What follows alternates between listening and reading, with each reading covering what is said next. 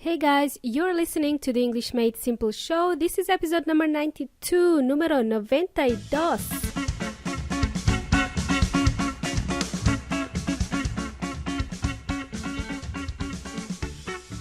Hola and welcome to the English Made Simple show. My name is Milena from englishmadesimple.net, englishmadesimple.net. How is it going over there? Can you hear me okay? Wherever you happen to be right now, I hope you had an amazing week so far. You know what, amigos y amigas? The other day, I got a compliment for my accent. This is from a native speaker, more specifically an Australian native speaker. She asked me, where is your accent from? I said, it's a mix of different languages. I like to say that I have a hybrid accent. It's a bit of New Zealand accent, because I spent a long time in Auckland, New Zealand. By the way, we say Kiwi accent for New Zealand accent. And it's a bit of Australian accent too, but for the most part, it is an Eastern European accent. However, my accent is not as strong as that of my parents. Both my mom and my dad speak with a very strong Serbian accent. But guess what, my dear listeners, having the accent never stopped them from finding a good job in an English-speaking country. So don't ever let this stop you from speaking English, okay? Cool. And you know what? I never want to lose my accent because it is who I am.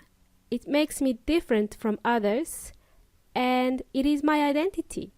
In fact, I've done an episode about this. I think it was one of the first ones I did, episode 001.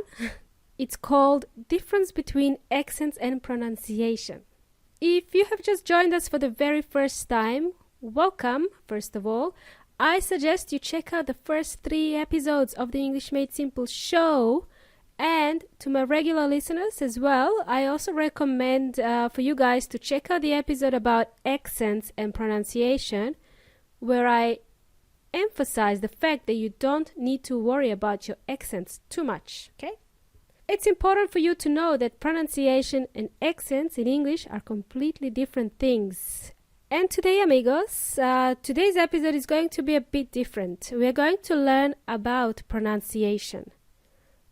How do we know how to pronounce words in English? How do we pronounce specific words in English? Let me first start off by telling you that there are only 26 letters in the English alphabet, but there are 44 sounds in English language. This is according to the International Phonetic Alphabet, or IPA for short.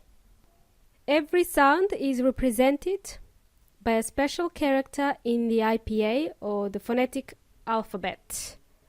And if you're wondering what the phonetic alphabet is, I will share a link to the phonetic alphabet in my Facebook group called English Made Simple, and hopefully this helps you understand English pronunciation better. If you want to improve your English pronunciation, I suggest you start learning more about phonetic alphabet. By the way, phonetic is spelled as P-H-O-N-E-T-I-C, and it's pronounced with an F. How ironic! We spell it with a P, P for Peter, and then we pronounce it with an F, F for Freddy.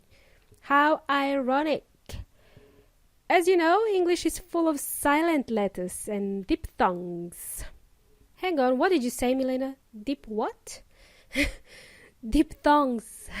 Diphthongs. Well, according to Well Inteligente, a diphthong is a name given to the sound that's been created by 2 vowels in a single syllable. The sound may start with one sound, but then it moves towards another sound. For example, I'll give you an example. The word smile starts with an R, ends with an E, smile. Sound. Phone starts with an O, ends with an OO sound. Phone. Loud, and so on. These are called diphthongs. Unlike Spanish, in English we pronounce vowels differently.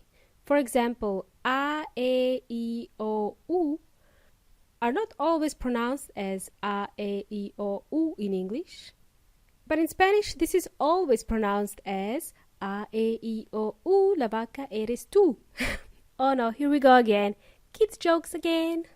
Let me continue. But in most of the languages stemming from the Latin or Slavic roots, these vowels are pronounced the same as Spanish. A, I, O, U. A, I, O, U.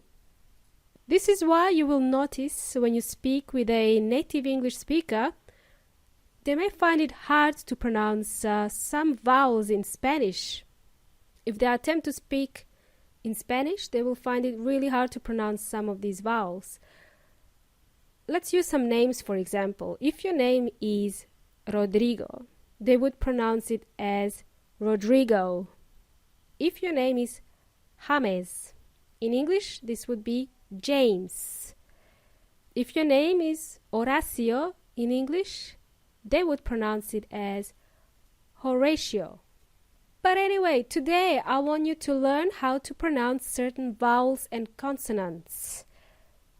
When you're speaking English, I want you to focus on pronouncing every single syllable and the last letter of every word.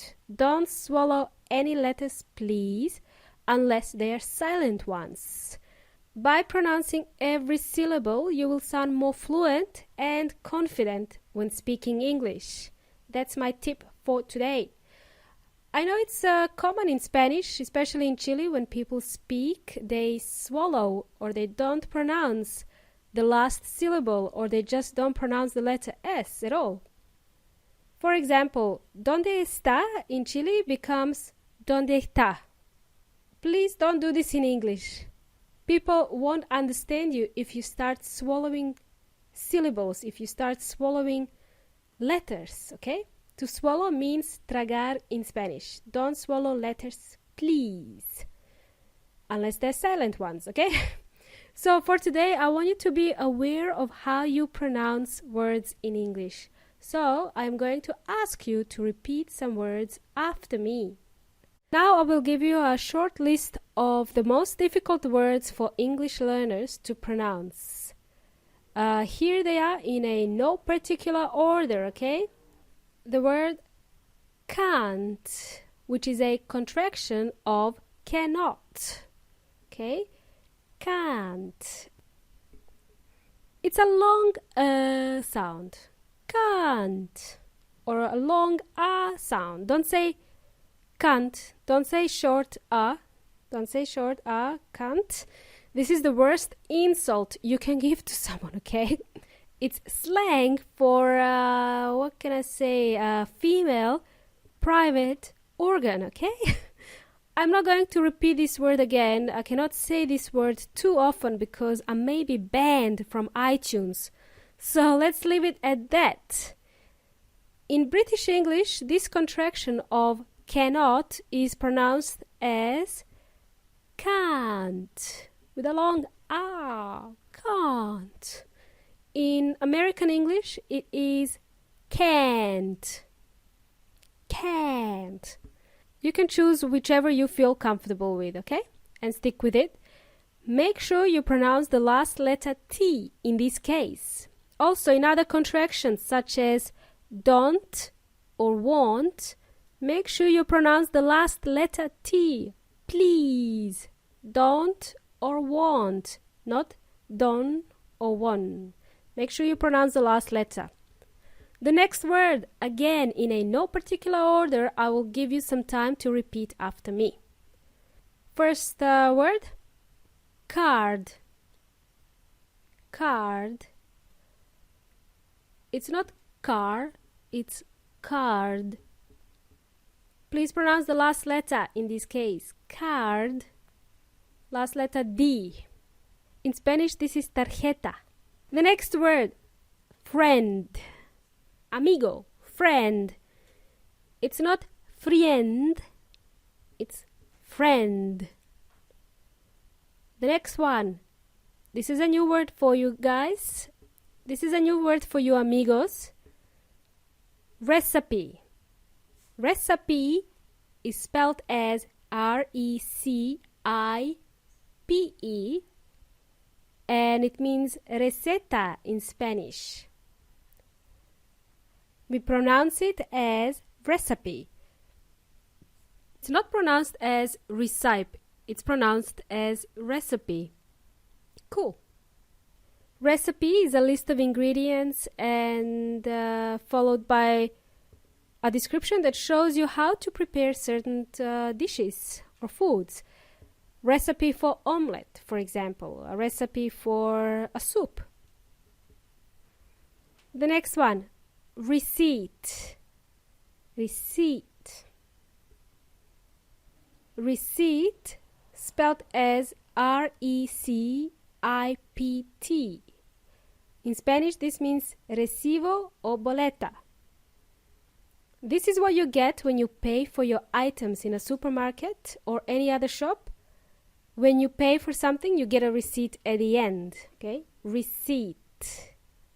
There is a silent P in there. Next couple of words. Comfortable or uncomfortable. Cómodo or incómodo. So it's not pronounced as comfortable.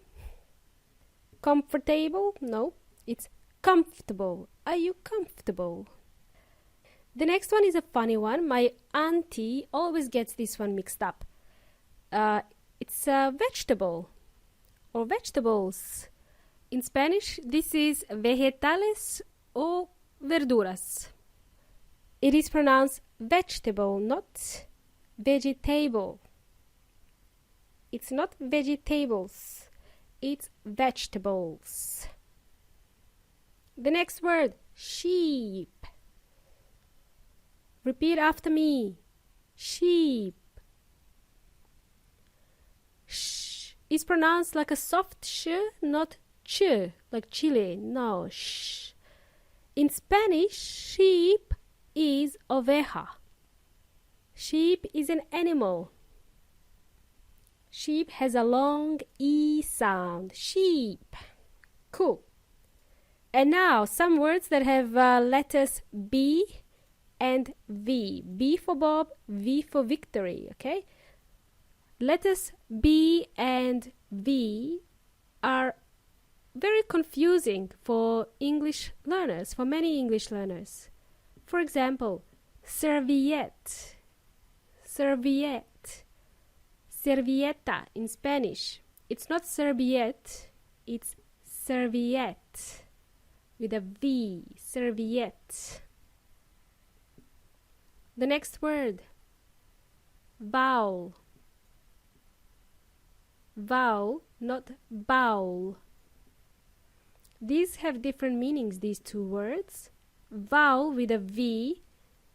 V for victory means vocal in Spanish. Bowel with a B means intestine. Intestino in Spanish. Bowel. And then we have vowel. And guys, in English we pronounce letter H. H sound. Whereas in Spanish we don't pronounce letter H. Hello is not pronounced hello. Helicopter is not pronounced as helicopter or helicóptero in Spanish. Horrible is not pronounced as horrible, or in Spanish this is horrible. Cool bananas. Let me just add one more word. Australia. In English, Australia has 3 A's, 3-letter A's. And they are all pronounced differently. In Spanish, as well as in Serbian, or most other languages, we simply say Australia.